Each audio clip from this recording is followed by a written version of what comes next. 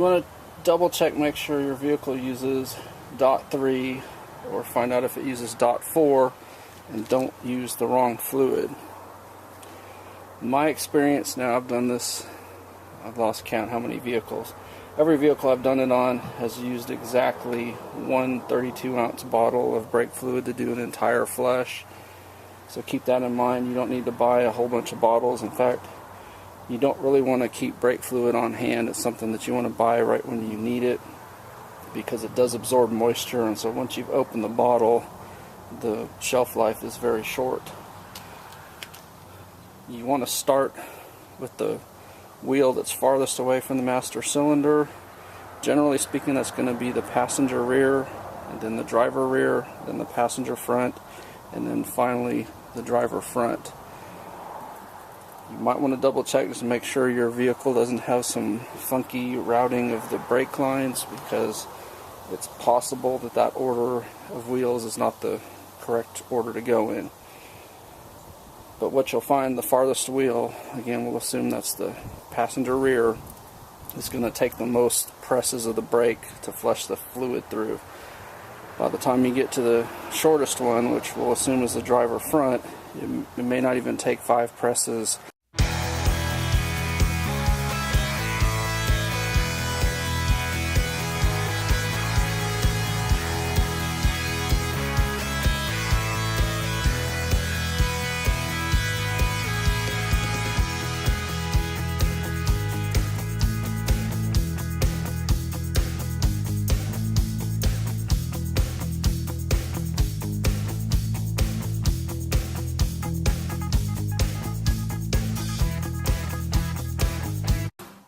It was really tough to get that cap off. I see why now. It's really sealed on there.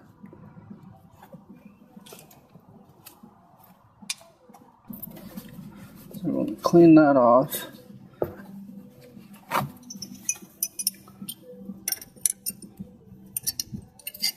Then we want to crack it open, and then you just want it to be kind of finger tight.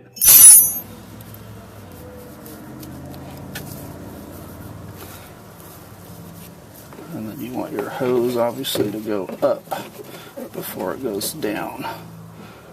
And that allows the air bubbles to rise to the top, and that'll help you bleed.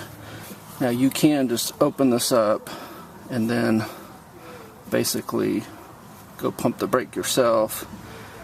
Problem is, it's a much slower process that way, because it pumps and sucks back in, pumps and sucks back in.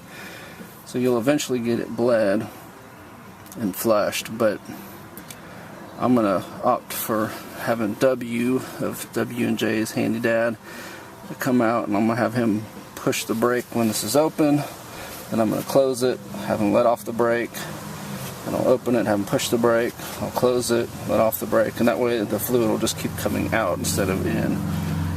About 5 pumps, and then you got to go refill the master cylinder.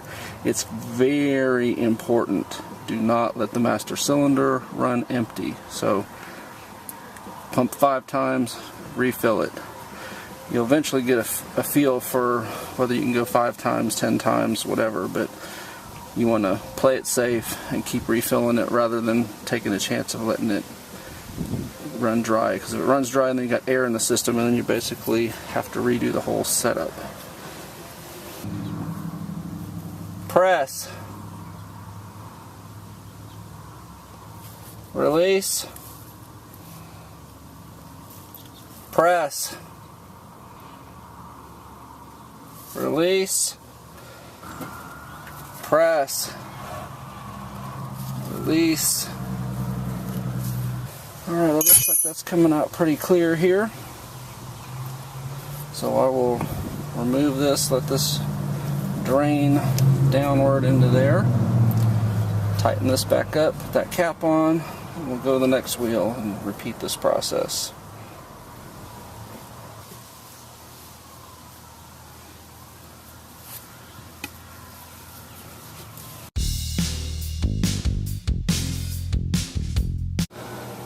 The front's right there.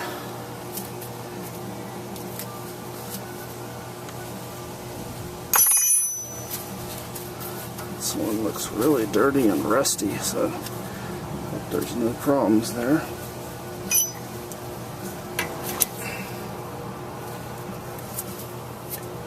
One little tip I can give you: the rubber at the end of your hose typically dries out and gets less flexible when it's been sitting, so you can cut off, you know, 1/4 inch to 1 inch at a time until you get a usable tip on it.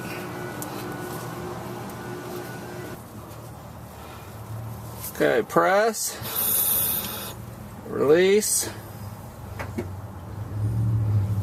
press, release, press, release. Alright, I'd say that wheel's done.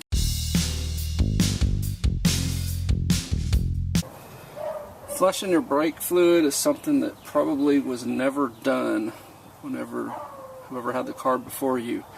Arguably it should be done every 2 years or 24,000 miles. So think about that.